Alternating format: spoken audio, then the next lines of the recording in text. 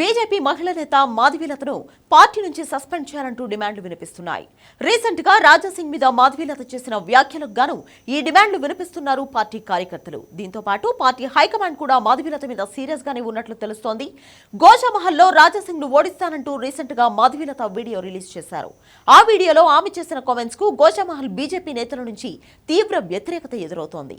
దీంతో ఆమెపై పార్టీ చర్యలు తీసుకోవాలంటూ డిమాండ్లు వినిపిస్తున్నాయి. తెలంగాణ అధ్యక్ష పదవి విషయంలో నిరాశకు గురైన గోషామహల్ ఎమ్మెల్యే రాజాసింగ్ రీసెంట్ గా బీజేపీ పార్టీకి రాజీనామా చేశారు. త్వరలోనే ఎమ్మెల్యే పదవికి కూడా రాజీనామా చేస్తారంటూ స్టేట్మెంట్ ఇచ్చారు. ఈ నేపథ్యంలో గోషామహల్లో ఉప ఎన్నిక రాబోతుంది అనే టాక్ పెరిగింది. దీంతో బీజేపీ నేత మాధవీలత గోషామహల్ నుంచి తానే పోటీ చేస్తానన్నట్లుగా కామెంట్స్ చేయడం ఇప్పుడు వివాదాస్పదంగా మారింది. ఈ విషయంలో పార్టీ హైకమాండ్ కూడా ఆమె మీద సీరియస్ గానే ఉంది. రాజాసింగ్ విషయంలో పార్టీ నేతలు ఎవరూ నెగిటివ్ కామెంట్స్ చేయొద్దని ఇప్పటికే పార్టీ హైకమాండ్ నుంచి ఆదేశాలు వచ్చాయి.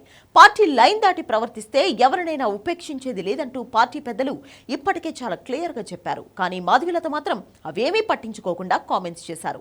దీంతో పార్టీ ఆమె మీద ఎలాంటి చర్యలు తీసుకుంటుంది అనేది ఇప్పుడు చర్చనీయాంశంగా మారింది. కేవలం ఇప్పుడు మాత్రమే కాదు, గతంలో కూడా మాధవీలత తీరు పార్టీలో చాలాసార్లు వివాదాస్పదంగా మారింది. ఓల్డ్ సిటీలో ప్రచారం నిర్వహిస్తున్న సమయంలో కూడా ఆమె చేసిన వ్యాఖ్యలు, నడుచుకున్న తీరు చాలా వివాదాస్పదమైంది. ఇప్పుడు మరోసారి రాజాసింగ్ గురించి కామెంట్స్ చేసి వివాదంలో చిక్కుకున్నారు మాధవీలత.